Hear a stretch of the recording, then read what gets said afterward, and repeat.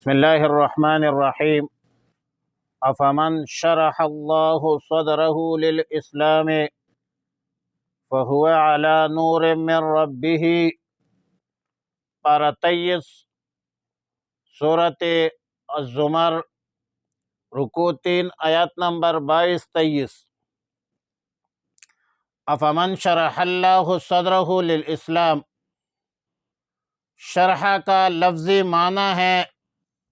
کھولنا، پھیلانا، وسیع کرنا۔ شرح صدر سے مراد وسعت قلبی ہے۔ مطلب یہ ہے کہ ایک دل میں اس کی استعداد موجود ہو کہ وہ تکوینی طور پر آیات الہیہ، آسمان و زمین کی تخلیق اور خود ایک انسان کے اپنے تخلیق پر غور کرتا ہے، تدبر کرتا ہے، عبرت حاصل کرتا ہے، فوائد و ثمرات حاصل کرتا ہے۔ اس کا مد مقابل شرح صدر کا مقابل قساوت ہے،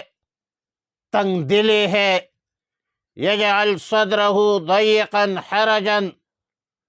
اور فرمایا ویل للقاسیۃ قلوبہم۔ سیدنا عبداللہ ابن عباس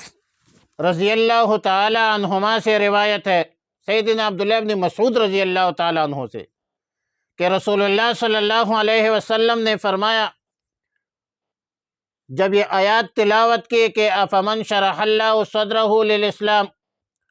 تو ہم نے رسول اللہ صلی اللہ علیہ وسلم سے اس کا مطلب پوچھا، تو رسول اللہ صلی اللہ علیہ وسلم نے فرمایا کہ جب نور ایمان انسان کے قلب میں داخل ہوتا ہے تو اس کا قلب وسیع ہو جاتا ہے، احکام الہیہ سمجھنے اور عمل کرنے میں آسانی ہو جاتی ہے۔ اور سیدنا عبداللہ ابن مسعود رضی اللہ تعالیٰ عنہ فرماتے ہیں کہ ہم نے عرض کیا کہ یا رسول اللہ صلی اللہ علیہ وسلم، اس شرح صدر کی علامت کیا ہے؟ تو رسول اللہ صلی اللہ علیہ وسلم نے فرمایا الانابۃ الی دار الخلود، ہمیشہ رہنے والے گھر کی طرف راغب ہونا، مائل ہونا، دار غرور، دھوکے کے گھر، دنیا کے لذائذ اور زینت سے دور رہنا، موت کے آنے سے پہلے اس کی تیاری کرنا۔ رواہ الحاکم فی المستدرک والبیہقی۔ افمن شرح میں حمزہ استفہام سے شروع کیا جملے کا، جس کا مفہوم یہ ہے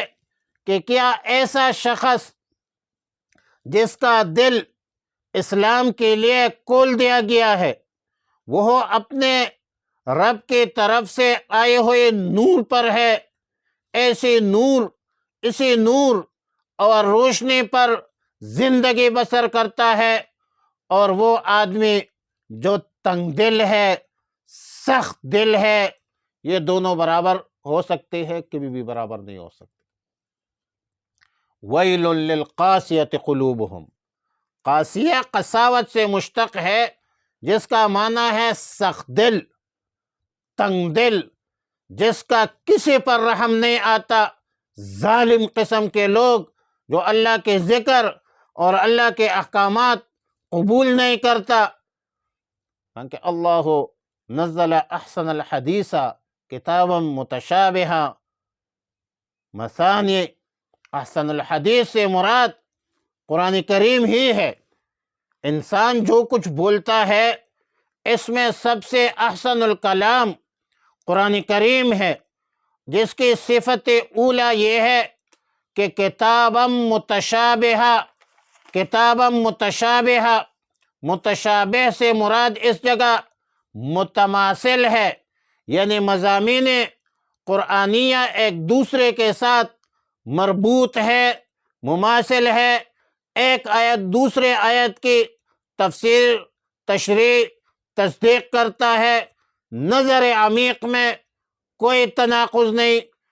کوئی تضاد نہیں اور کوئی تعارض نہیں۔ مثانی صفت ثانی ہے قرآن کریم کی، جو مثنیٰ کی جمع ہے، جس کا معنی ہے مکرر۔ مطلب یہ ہے کہ قرآن کریم ایک مضمون کو ذہن نشین کرنے کے واسطے بار بار دہرایا جاتا ہے، اور یہ مقولہ ہے کہ اذا تکرر الکلام تقرر فی القلب، جب ایک بات کی بار بار تکرار کیا جائے تو وہ دل میں جگہ پکڑتا ہے، دل میں بیٹھ جاتی ہے۔ اور تیسری صفت یہ ہے کہ تقشعر منہ جلود الذین یخشون ربہم، یعنی اللہ کی عظمت و رفعت سے متاثر ہو کر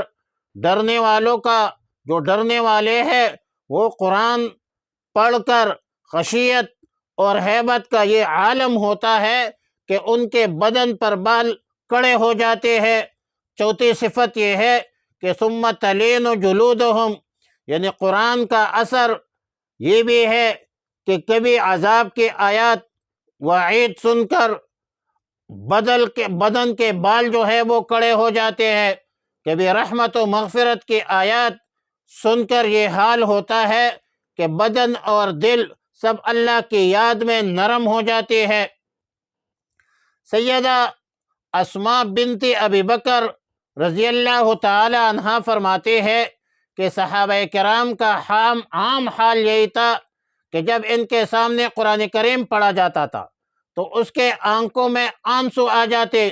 بدن پر بال کڑے ہو جاتے کذافی القرطبی۔ اور سیدنا عبداللہ ابن عباس رضی اللہ تعالی عنہما سے روایت ہے کہ رسول اللہ صلی اللہ علیہ وسلم نے فرمایا کہ جس بندے کے بدن پر اللہ کے خوف سے بال کڑے ہو جائے تو اللہ تعالیٰ اس کے بدن کو آگ پر حرام کر دیتے ہیں، قضا فی تفسیر قرطبی۔ فرمایا اللہ الذی نہیں افمن شرح اللہ صدرہ للاسلام، پس کیا وہ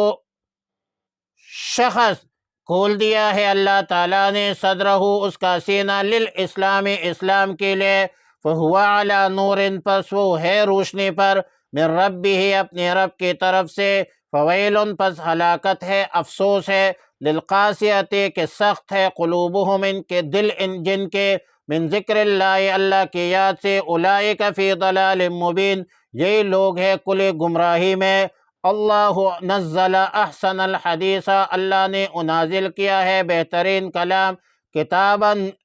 یعنی کتاب، ایسے کتاب متشابہاً جو ملتی جلتی ہے، مثانی دہرائی جانے والی، تقشعر کانپ اٹھتی ہے، منہ اس سے، جلود الذین کالے ان کے جو یخشونا ڈرتے ہیں، ربہم اپنے رب سے، ثم تلین پھر نرم ہو جاتی ہے، جلودہم ان کے کالے، وقلوبہم الی ذکر اللہ اور ان کے دل اللہ کی یاد کی طرف،